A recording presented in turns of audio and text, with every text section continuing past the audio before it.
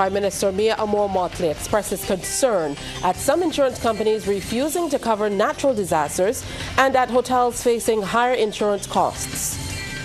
U.S. President Donald Trump shockingly backs down on his worldwide tariffs, but further raises the tax rate on China. The jaws of life stolen from Worthing Fire Station. And in sports, Hayley Matthews, heroics in vain as Windies lose their women's opening World Cup qualifier. Broadcasting from our studios in the Pine St. Michael, this is CBC NewsNight, starting now.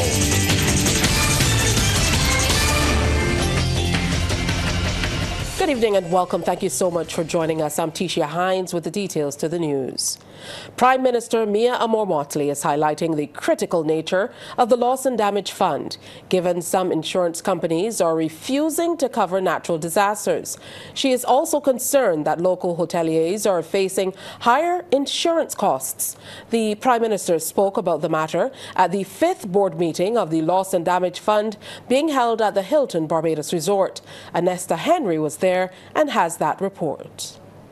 Prime Minister Motley says that the Caribbean Catastrophe Risk Insurance Facility refused to cover damages Barbados suffered as a result of Hurricane Beryl. She explains that CRIF denied the claims on the basis that storm surges which whipped the coast are not considered wave action. I'm not sure what it is if it's not wave action, because you can't get storm surge without it coming in as a wave.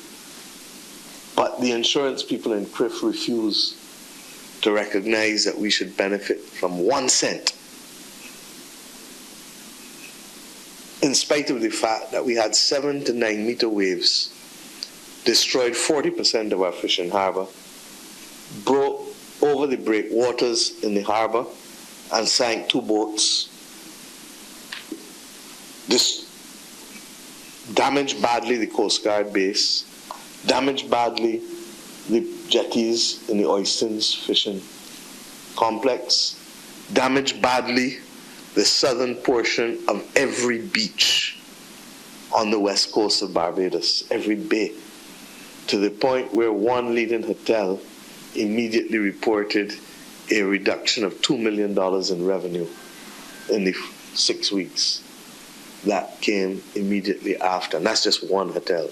Against this background, Prime Minister Motley says the fund established at COP27 with the aim of providing financial assistance to developing countries most vulnerable to climate change impacts is significantly important. The only entity that can come to the rescue to countries at scale potentially after a crisis is this Loss and Damage Fund. And if we have to bring you back here to have that meeting with the major philanthropic organizations of the world, we will be happy to host it. But if we are not talking with each other, and if we are not looking to move outside of what is normal and what is accepted, then we will become a victim to those who don't believe in what you are fighting for. And before going to address the board meeting, Prime Minister Motley met with members of the Intimate Hotels of Barbados group. Members raised concerns about the steep increases in the cost of insurance. They need to access capital in order to refurbish and remain competitive. But if the insurance premium that they're paying puts them in a state of losses, then the ability to be able to get the new oxygen, the new capital, to keep them competitive is at risk. And that is why Barbados has continued to maintain, starting with a colloquium which we had in November 2019, that this issue of insurance is at the center of much of what we have to discuss going forward. And that when a sector or a country or a region becomes uninsurable, they effectively become uninvestable. CRIF was designed as a regional catastrophe fund for Caribbean governments to limit financial impact of hurricanes and earthquakes to Caribbean governments by quickly providing short-term liquidity when a policy is triggered. Anesta Henry, CBC News. Barbadians are being invited to catch the culture at this year's Flo's Oistins Fish Festival. Co-chair of this year's festival with responsibility for marketing, Israel Mallet, says over 150 vendors will showcase their wares. He adds that the event is a massive boost to local entrepreneurs and small businesses as it continues to be an economic engine for the community. Despite losing spaces to developments in a number of areas, Mr. Mallet says the number of vendors is on par, if not just as above previous years. The vendors will benefit from the marketing and the festival. Usually vendors that come out, most of the vendors say that they've had a good festival. We aim to promote our vendors. So for example, we have our festival website on which we post our vendors. We post our vendors on social media. So we can't necessarily say how much each vendor will make because that's based on their sales on the day, how they interact. But what we can say is that we do our part as a festival to make sure our vendors are promoted and that we give them every opportunity to showcase their product. Mr. Mallet notes once the festival makes a surplus, contributions are made to the Oistins Fisherfolk Association, Oistins Bay Garden, and the Borinda Cox Fisheries Complex. Flo Barbados' senior communications manager, Tony Yard, says their sponsorship goes beyond financial support. It is an investment in the vibrant culture that makes Barbados unique. But beyond the business aspect, our partnership with the Oistins Fish Festival reflects our dedication to national development. Just as the fishing industry has played a pivotal role in shaping Barbados, so too has Flo. For over a century, under our parent company, Cable and Wireless Communications, we have been playing our part, and we continue to do so by empowering communities, supporting local talent, and fostering economic growth. Coming up, a fire station is robbed of a critical rescuing device. A Jaws of Life rescue tool has been reportedly stolen from the Worthing Fire Station in Christchurch.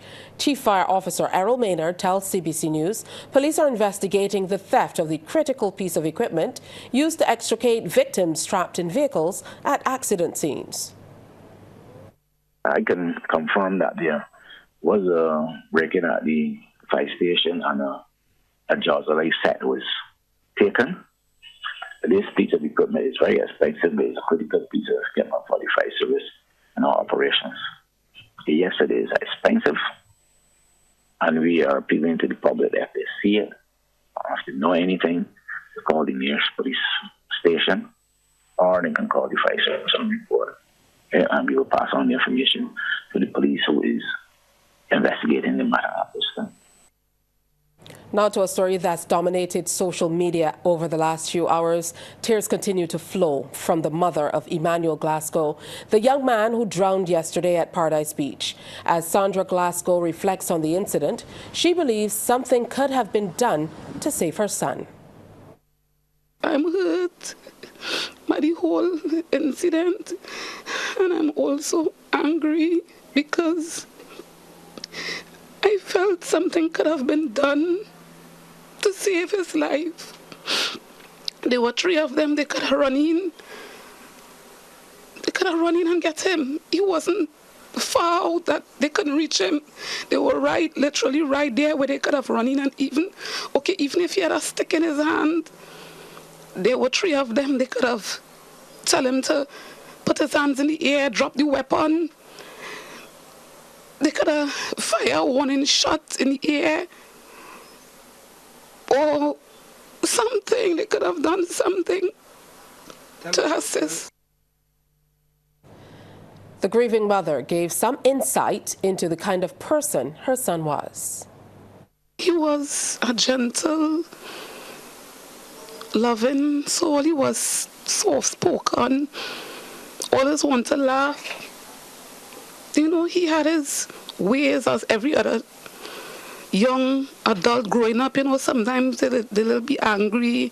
They want to do their own thing, nothing out of the ordinary that you don't face with being a mother or being a parent, right? So,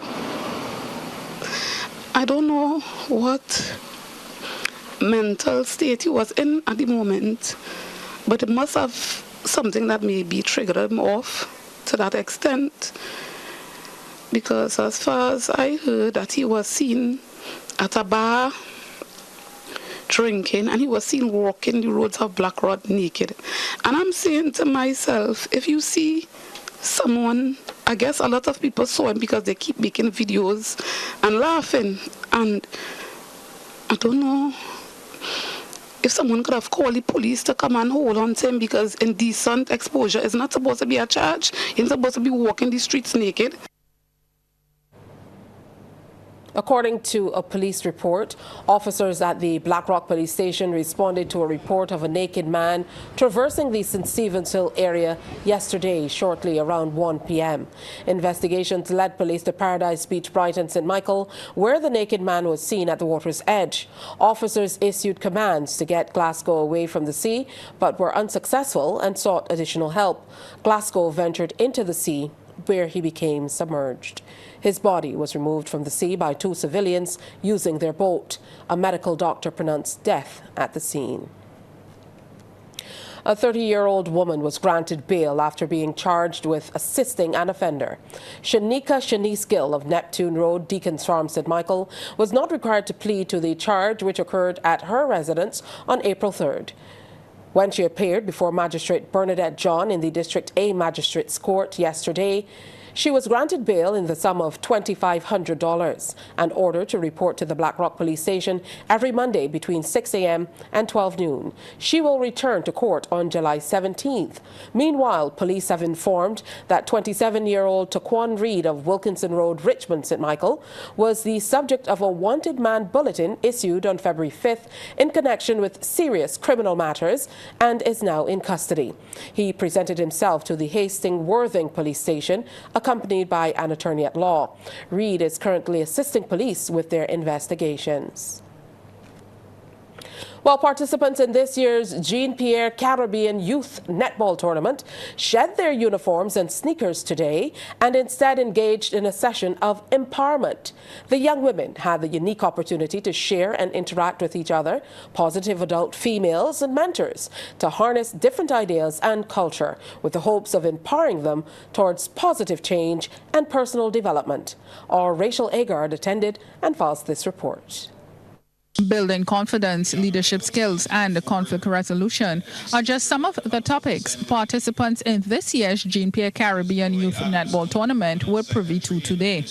At the end of the day, those involved in the Sister Speak initiative made many new friends while enjoying the camaraderie.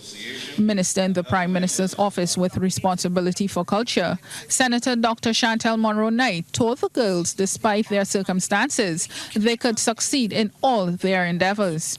Recalling her circumstances growing up, she challenged the girls to explore who they are. You have to understand that at one level, but understand that there are real barriers for you as a young woman and as a black young woman as well. It's real, right? It means something. And you have to know that. And once you know that, then it then has to mean that you operate differently. Yeah? That there has to be, again, the level of something in your belly in terms of your own confidence and how you step out to the world, how you wear your clothes, how you speak to people, how people see you. Those things are important because people make perceptions about who you are just based on the fact that you're a woman and you're black. And then you're young. Meanwhile, Member of Parliament for St. Michael South Central, Marsha Cadell, noted one of the greatest gifts she got growing up was realizing what investment meant in order to keep life happening. The former Minister of Industry, Innovation, Science and Technology added she always knew she needed to earn the kind of income that would put her in a position to care for those who took care of her. And I realized very quickly that my responsibility was not just to the next generation, but the truth is that our responsibilities are often to the generations that we're leaving behind. And is one of the reasons that I think that things like estate planning and understanding what you're leaving for future generations is so important. Because many of us are in positions, and many of us in this room, where we don't just have to plan for our future, but we also have to make sure we're taking care of our family. The tournament, which includes Barbados, Dominica, Grenada, St. Lucia, Antigua and Barbuda, and Trinidad and Tobago, ends on Saturday. Rachel Agard, CBC News. We are hearing tonight that U.S. President Donald Trump will give a 90-day pause on some of the new tariffs, but a consumer advocate is calling on government and the business sector to move with haste and implement measures to protect consumers. Executive Director of the Barbados Consumer Empowerment Network, Maureen Holder, made the call as the news broke of a stay of the new measures mooted by President Trump. Trevor Thorpe reports. The consumer advocate is calling on government and the business sector to move with haste and implement measures to protect consumers from the price hikes expected if the U.S. eventually imposes its proposed tariffs. Some tariffs have already been implemented on other countries, and the talk of new ones have hampered markets, raised the odds of a recession, and prompted retaliatory responses from China and the European Union. Many of the goods that we import either pass through U.S.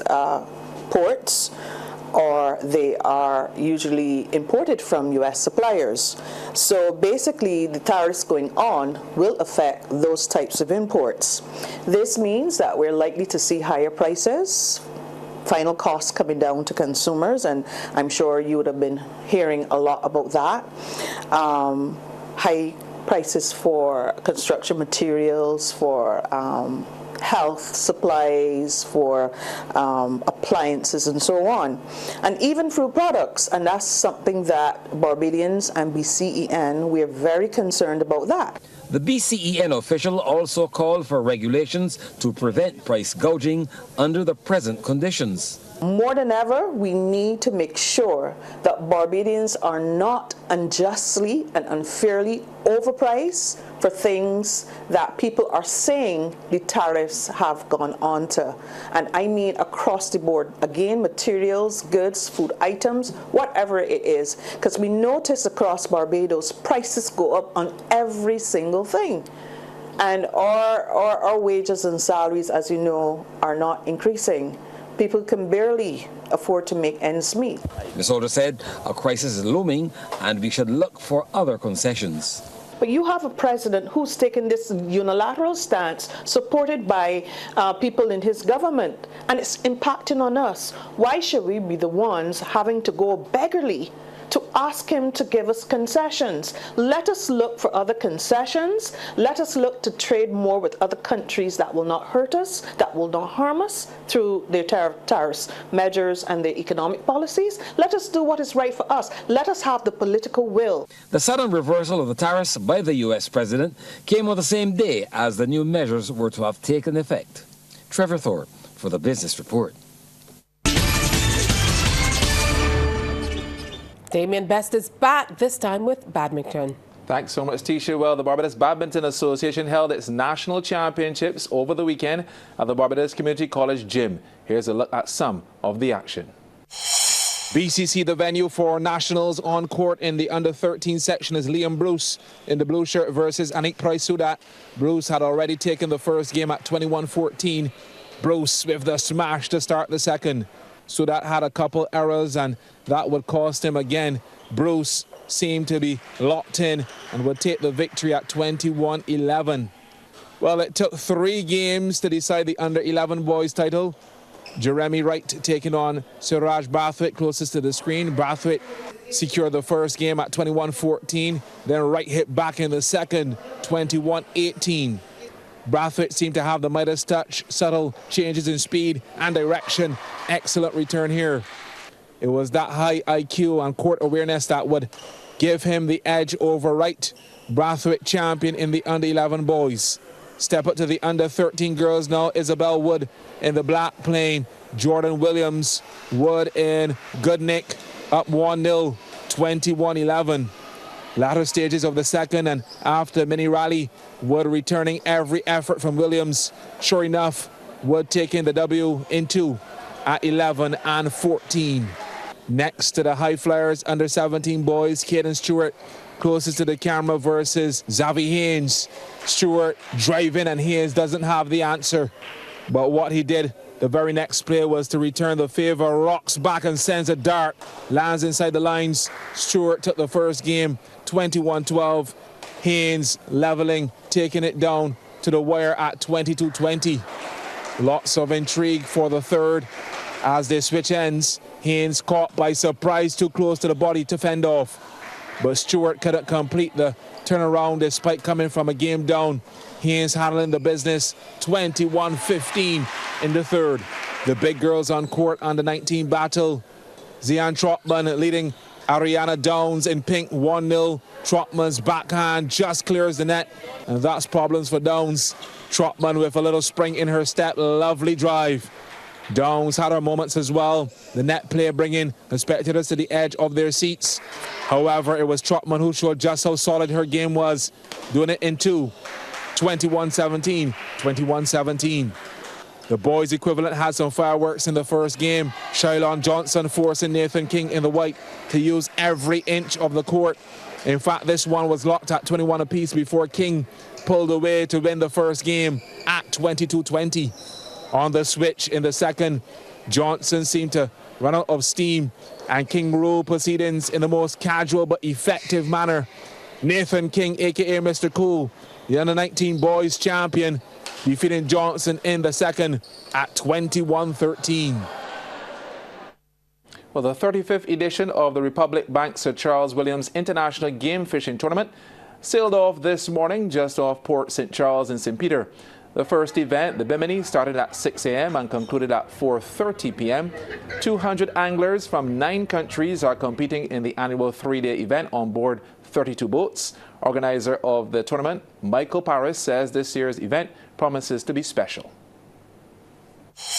This year we have the most spectacular array of boats. We have participants from 9 countries across the world, including the USA, Canada, the UK, many Caribbean islands. This year we have 200 anglers participating.